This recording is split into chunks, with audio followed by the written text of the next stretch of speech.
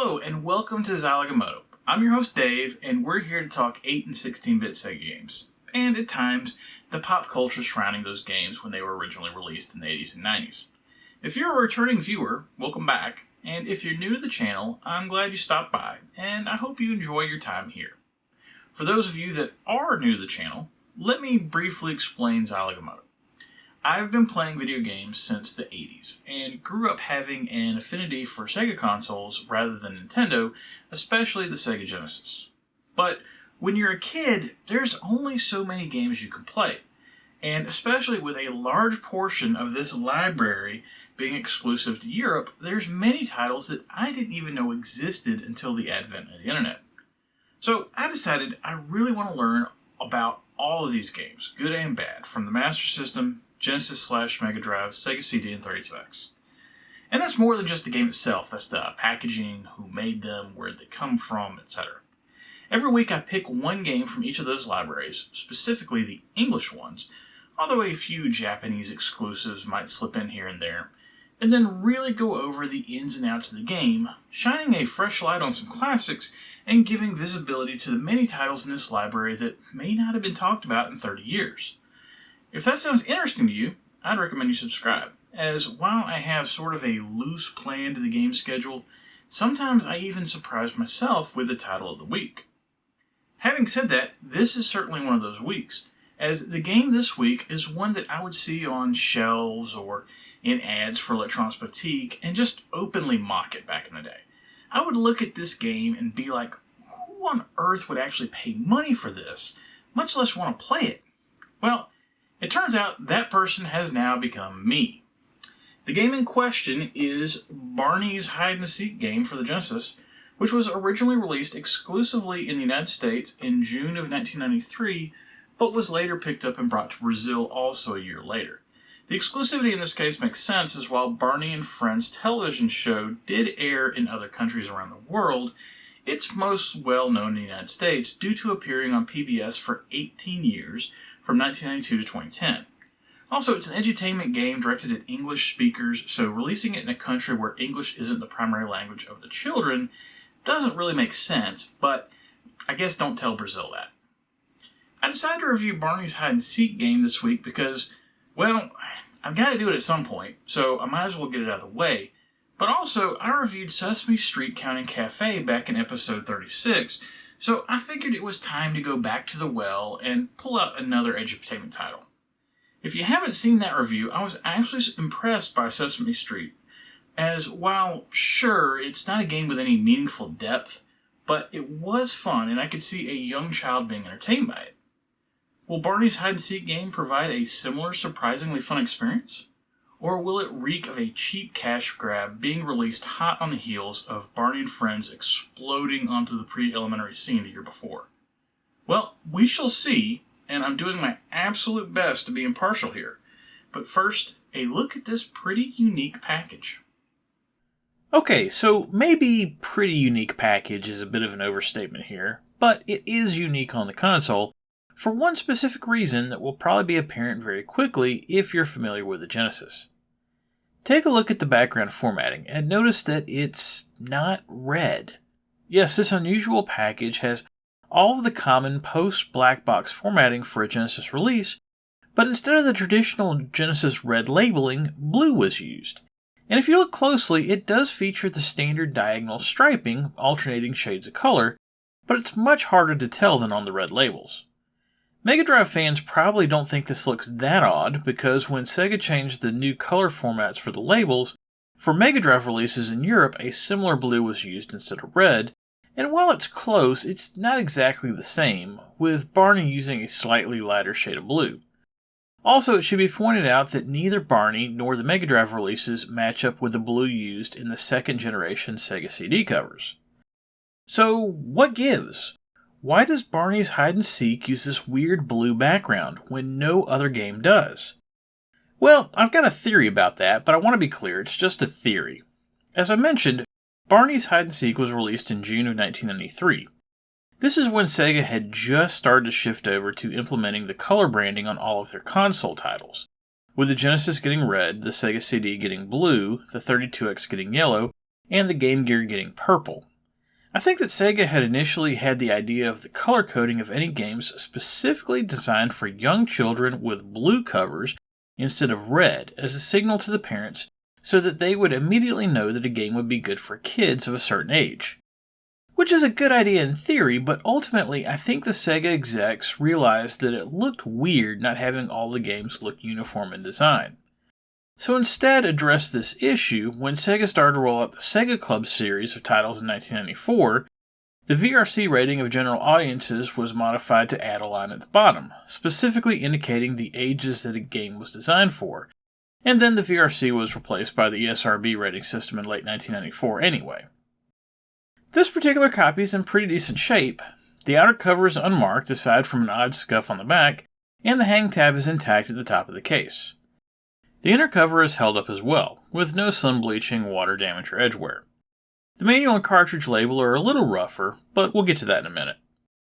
I like the cover art here a lot. Barney is very recognizable, and his sidekick Baby Bop is shown as well.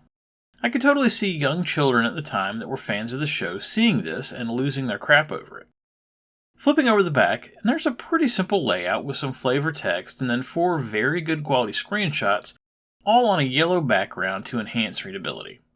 There are some interesting things back here mentioned that I'm curious to see in game, like children always win and Barney never gets hurt, hear more than 100 words and 200 familiar phrases, and finally this unique self-play feature, which sounds like it turns the game into a bit of an interactive cartoon. Opening up the case, and you can immediately see what I meant about the label on the cartridge being slightly rough, at least at the top. And then the outer cover of the manual has seen some bending. But other than that cover wear, the inside still looks good, and the manual fully explains the game, complete with sections that are clearly written for the parents, so that they have an idea of what's included in the game if they want to help their kids figure it out. Complete with an index at the end of the various activities in the 4 levels. Well, that's the easy part out of the way. Now let's play and pray for a miracle like what Sesame Street Counting Cafe provided. Full disclosure before we get into the actual gameplay real quick, I have never watched an episode of Barney and Friends. Not once.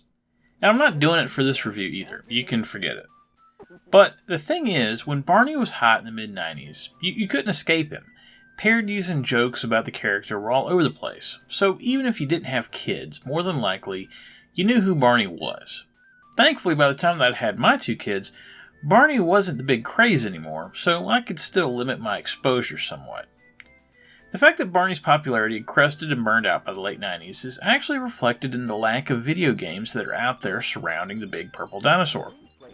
I was pretty shocked when I started doing research for this video, because I figured that even though Barney was aimed at a very young crowd, that surely with as popular as the character and show was, it would have more of a presence in console gaming, especially with the fact that the show had aired up until 2010. But even with an 18-year run on public broadcasting, Barney's hide-and-seek game for the Genesis is the character's only appearance on a console. You heard that right, technically Barney the Purple Dinosaur is an exclusive to the Genesis. There are technically a few Barney titles that were released between 1998 and 2000 for Windows PCs, and then some mobile games that were released well after the show's run had ended, but that's it. So, what does Barney's only adventure on a console actually entail? Well, read that title again.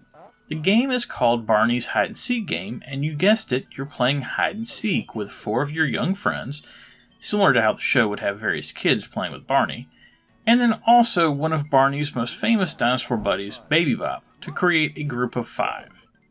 The game features 4 levels of play, with the first being the forest, then Music Town, then Under the Sea, and finally the farm. In each of the levels, the kids and Baby Bop will run and hide at various points within the level, and then you have to guide Barney to find each child. Also, along with playing hide-and-seek with the children, 5 toys, 1 for each child, will be hidden throughout the level as well, giving you 5 more things to look for.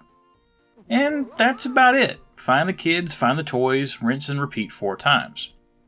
Obviously, an older child wouldn't be interested in this due to its simplicity, and would burn through the game quickly, with someone who is generally good at video games being able to perform a complete playthrough in about half an hour to an hour, depending on how much wandering around you do. But that's an older child. What about a player who would be more age appropriate for the title? In that case, the game opens up a bit. You see, there's more to do in the levels than simply find each of the children and the toys.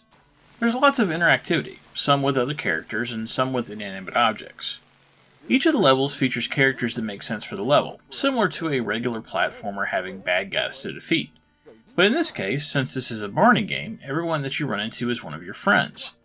For instance, in the forest level, there are butterflies, bears, raccoons, and birds to interact with, and then the Music Town level has all sorts of anthropomorphic musical instruments to play with, like trumpets, tubas, guitars, and bass drums. The interaction usually consists of getting close to the creature and hitting the action button, or buttons I should say, as every button on the controller functions as an action button, which is a good way to keep the game simple for young children. Based on the creature involved, the interaction will change, with all of the instruments simply playing a brief musical piece on their instrument, but the animals have slightly wider ranges of activity. It's a simple thing, but giving the animals different things to do definitely adds to the fun, and is especially engaging for young children that may get excited for a specific animal.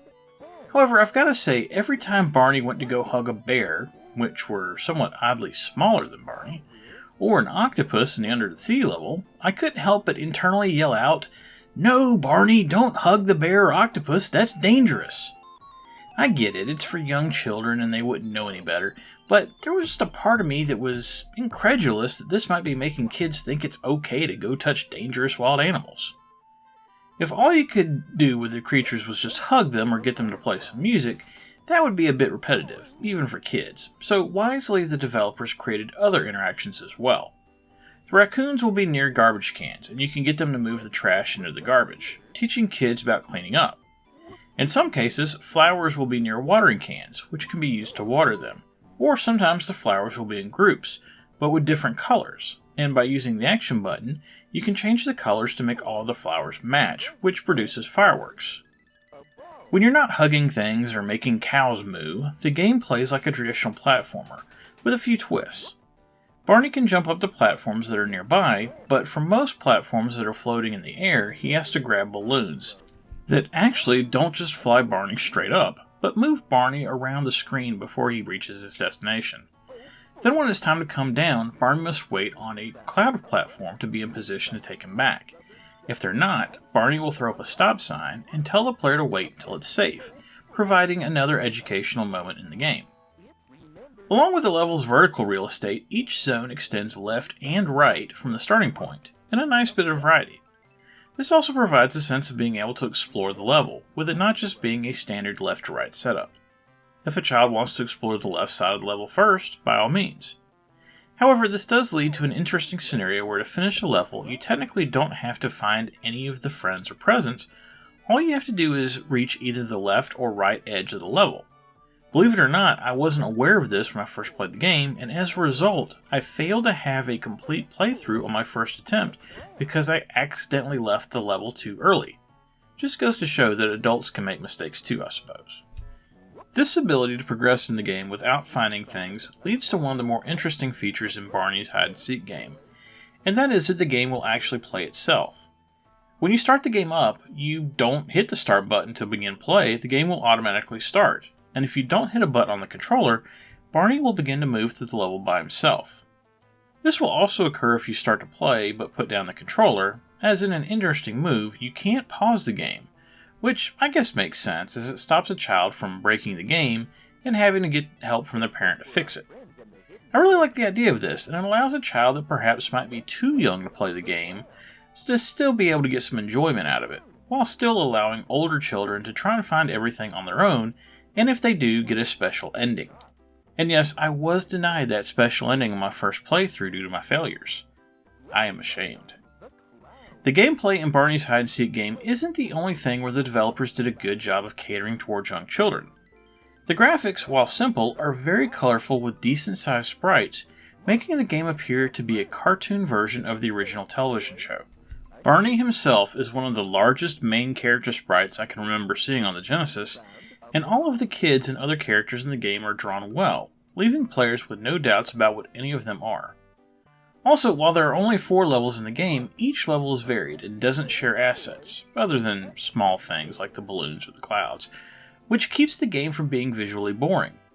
Very important for keeping young children interested indeed. And while they're a bit understated, there's also some nice graphic tricks that are used, such as the occasional bit of parallax scrolling in the background. It would be unfair to compare the game to a proper graphical powerhouse like Lightning Force or Sonic 3 or something like that, but I've definitely seen much worse looking games on the Genesis to be sure.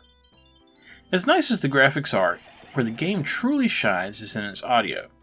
This is referenced on the back of the box where it mentions hear more than 100 words and 200 familiar phrases like I love you in Barney's own voice.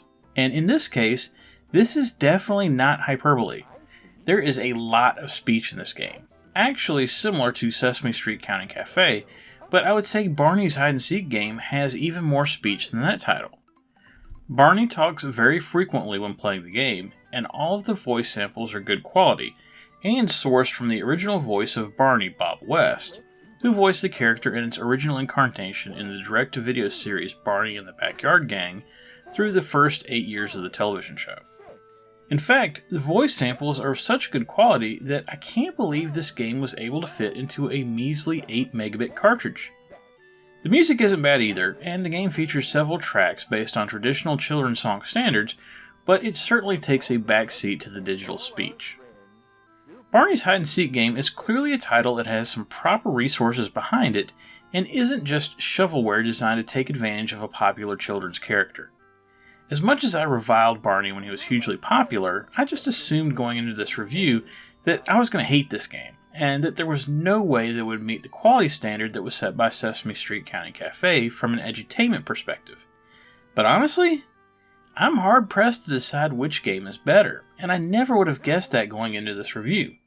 It just goes to show that you truly have to play the games to know what's good and what's not. As a result, I'm giving Barney's hide and seek game 3 stars, with the caveat being that it certainly is designed for a young child, as anyone over the age of 6 probably need not apply. And that's it for Barney's hide and seek game, a title that I can certainly call a pleasant surprise, which is nice to see. You know, it's funny, last week I reviewed arcade classic Paperboy, which featured probably the worst voice samples I've heard on the Genesis. And then this week I reviewed not just a children's game, but a young children's game, and it has far, far better digitized speech, in a game that could have sold a ton of copies just simply based on the name alone.